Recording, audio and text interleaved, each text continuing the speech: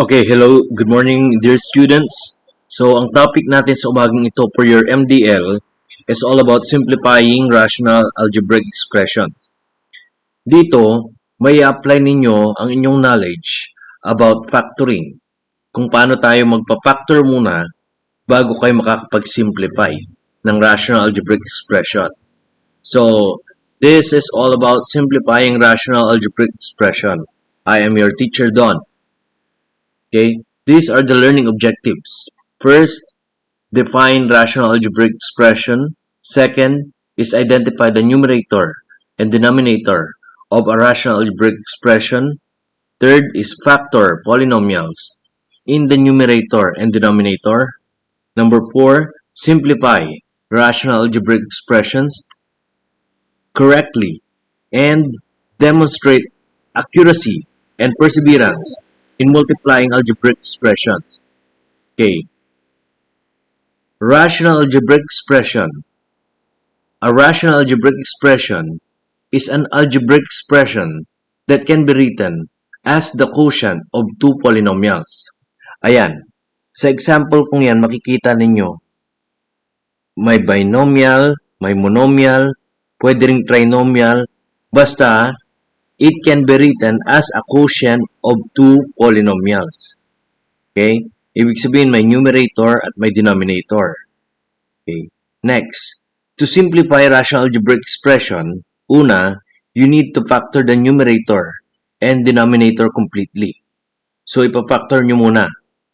Second is identify the common factors. So, titignan mo kung ano yung pareho sa numerator at denominator. Third is cancel common factors. So, ika-cancel mo kung ano man ang parehas. And fourth, state restriction by setting the original denominator equal to 0. So, may restriction din yan. Okay? Okay, mag-review muna tayo. Tignan natin dito, ha? What is the GCF of 6x plus 9x squared? So, the answer there is 3x. Nagre-review tayo kasi i-apply nyo itong knowledge ninyo sa factoring, GCF, and factoring different polynomials sa current topic natin ngayon. Number 2, factor x squared minus 9. So, as you can see, this is difference of two squares. So, anong sagot dyan? So, x minus 3 times x plus 3. Yan. Sum and difference of two terms naman ito. Naging answer niya. Now, factor x squared plus 5x plus 6. So, this is a general trinomial. The factor is x plus 2, then x plus or times x plus 3. So, now, ngayon, alam nyo na kung paano mag-factor. Itinuro ko na last time sa inyo about the different types of factoring. Ngayon, ipapactor nyo naman or gagamitin nyo naman yung knowledge nyo sa factoring on simplifying rational algebraic expression. Okay, let's proceed to number 1. Simplify this expression. So, x squared minus 9 over x plus 3. Una, ipapactor mo yung numerator or denominator. Okay? Pero ang nakita ninyo, ang factorable dyan ay yung numerator.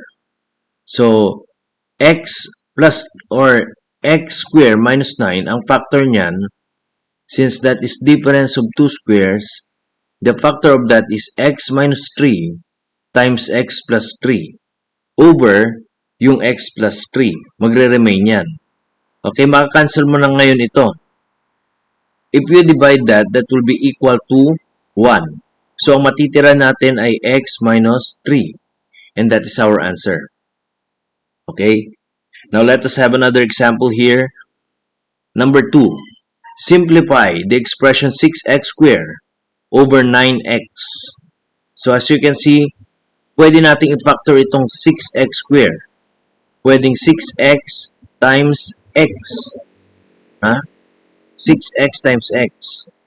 And 6 and 9 are both divisible by 3. So, ika-cancel muna natin yan and then 6 divided by 3, that is 2, and 9 divided by 3, that is 3. So our answer is 2x over 3. Okay, let us proceed to number 3. We have x squared minus 16 over x plus 4. So what can you say about this? This is difference of two terms. Difference of two terms. So you need to factor x squared minus 16, and that is equal to x minus 4 times x plus 4. So ilalagay na natin yan sa numerator. And all over x plus 4. So ano pwede natin i-cancel dyan? Since may common factor sila, which is x plus 4, i-cancel mo na lang yan. So that is equal to 1. So anong natira? We have x minus 4. And that is our answer. Okay, let us proceed to number 4. As you can see, this is a general trinomial. These both are examples of general trinomial. So, para ma-factor natin yan, you need to factor that using your knowledge in factoring general trinomial, both the numerator and denominator. So, we have, dito muna, ang numerator, ayan ang factor niya, ang denominator, yan ang factor niya. So, we need to put it here, x plus 2 times x plus 3 over x plus 1 times x plus 2. Pwede na natin i-cancel yung 2. Anong matitira? Yan, i-cancel natin. Ang matitira dyan is x plus 3 over x plus 2. So, as you can see, applicable talaga yung knowledge ninyo, yung prior knowledge ninyo about factoring sa pag-simplify ng rational algebraic expressions. So now, ito ang MDL activity ninyo na isasubmit ninyo sa akin through GC. So, simplify the following.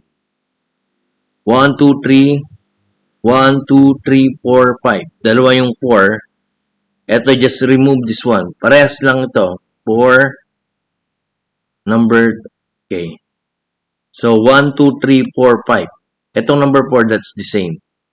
Okay, so, isubmit ninyo yan through GC.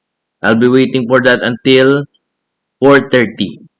Yun ang cut-off natin. Okay, so that's all for now. And as always, have a nice day, everyone.